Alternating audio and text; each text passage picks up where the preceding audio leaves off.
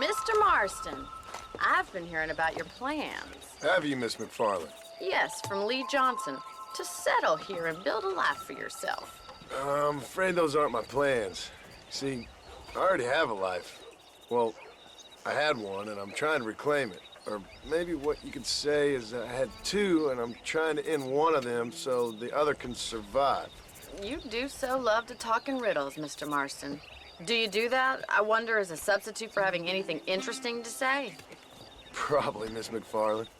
Oh, call me Bonnie, you fool. Call me Bonnie. Miss McFarland, I'm married. I have a son. I had a daughter, but she died. Years before that, I rode in a gang. We robbed banks, trains, held people ransom. We killed people we didn't like. Bill Williamson was in that gang. Now, if I don't capture my former brother in arms, great harm will befall my family.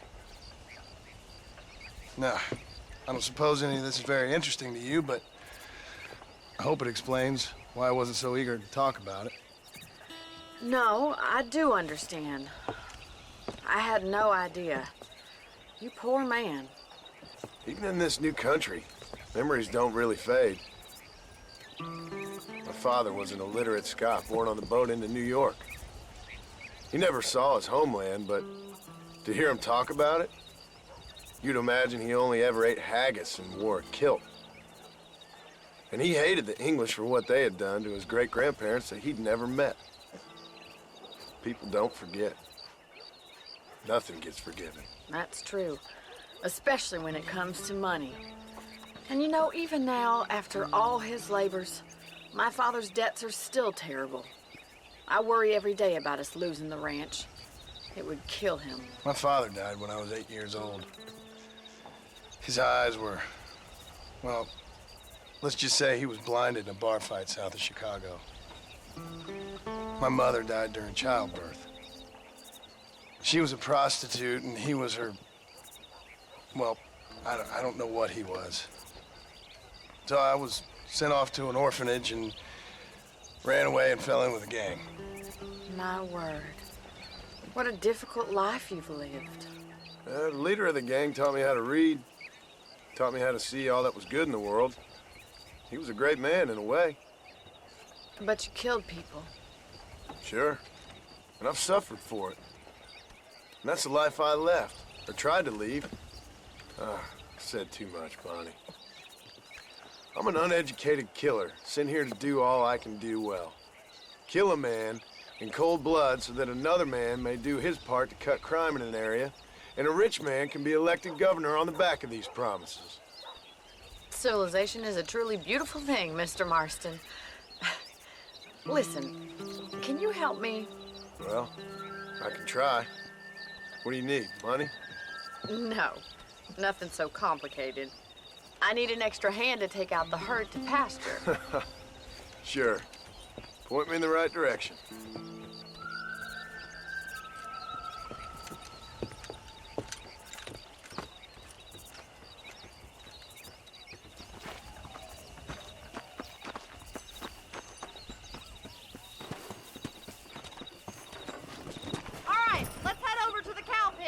It's about time a budding farmer such as yourself learned how to herd cattle.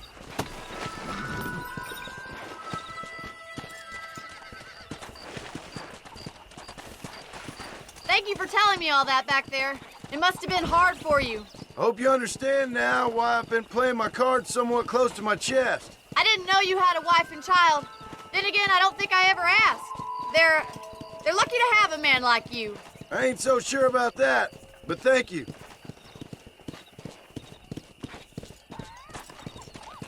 How are you, Miss McFarland? Whoa!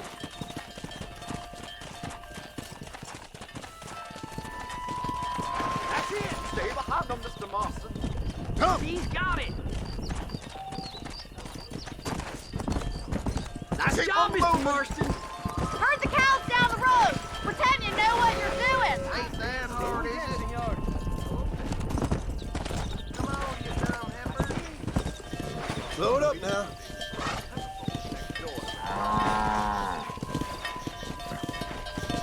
This way! We need to take them out to the pasture!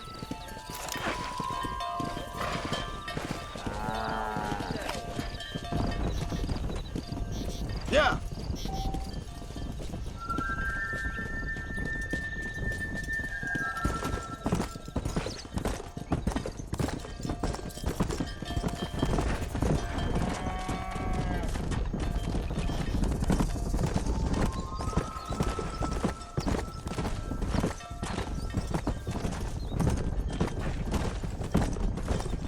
Come on.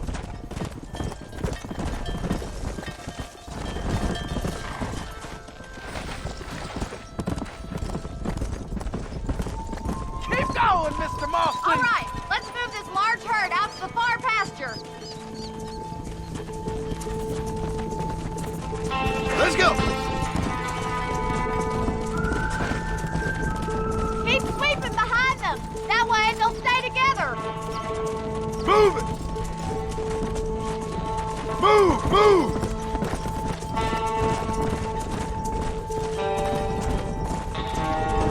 Keep it moving! Watch for the runner. That's a big herd for your first time. Now. He's just showing off there.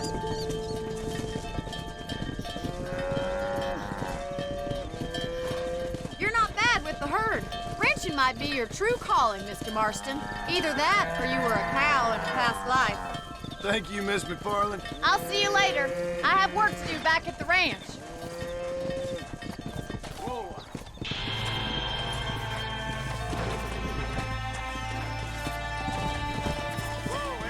Let's get it!